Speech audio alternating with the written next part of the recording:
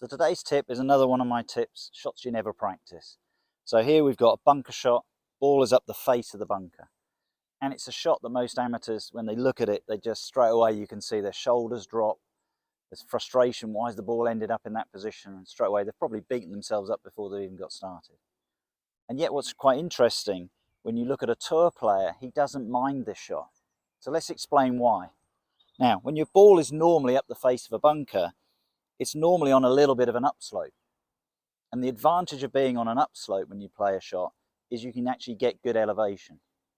So where we go wrong is most people are looking at this shot and they're looking at this lip in front of me here and thinking, how do I get over that? And that's the amateur golfer's sort of approach to the shot.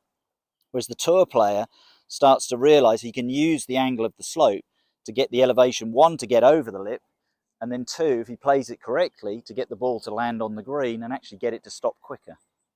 So it's a little bit understanding the shot. So when your ball's up the face, we're sitting here, the low point is down here, okay, which is about 6 inches lower than the ball. And then we've got probably about a foot of lip here. So not severe, but it's enough to understand the idea of the shot. So what's important, whenever we talk about awkward lies and slopes, you never fight the slope. So this is a shot I never got taught when I was a junior golfer, and I was very bad at doing it. So what I was taught always with short game is I should feel more weight favouring my left side, so I'm always descending down and hitting the ball to get the ball to go up. And that's a great thing for chipping. But when you've got a bunker and you've got a surface that's loose underneath the ball, that's actually a recipe for disaster.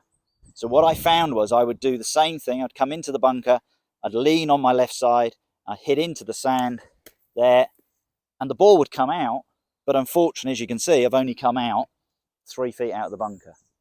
So it feels a little bit like I've wasted a shot. I've played a shot, but I'm really no nearer the hole. So it wasn't until really later on in my golf, as I got lower and lower, somebody said, no, you've got to play it with the slope. You've got to sense you're going with the slope.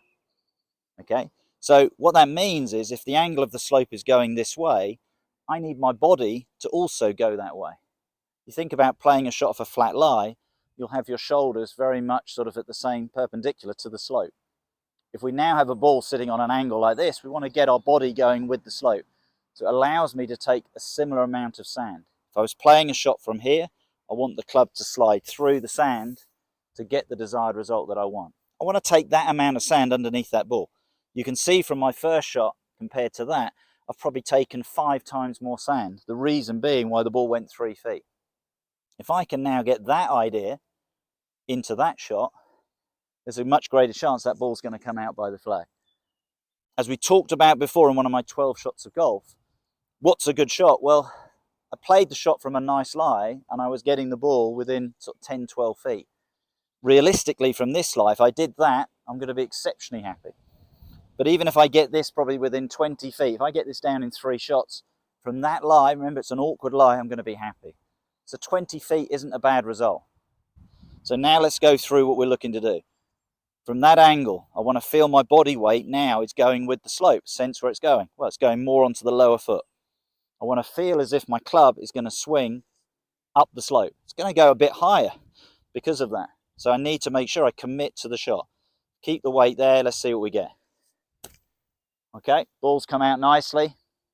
I've probably ended up 15 feet away. I'll take that shot all day long. Remember, it's not a shot I practice a lot. So to expect it to come out right by the hole, on this occasion, well, let's go and see what we've actually got. We'll pace it out. It looked like about 15 feet. So what do we got? 1, 2, 3, 4, 4 and a bit paces. So actually probably about 10 to 12 feet. I'm going to be very happy with that result. Okay. So importance to understand, what is your level of play? What are you happy to achieve? But the key thing is, if you get the chance to do it, when you have these awkward lies, understand what to do, go and practice them. Because that's a great opportunity for you to get some shots on your opponents. If they get a similar lie to you and you know how to play it, you're going to gain shots. I hope you enjoyed that tip. Look forward to seeing you soon. Please subscribe to my YouTube channel. Thank you.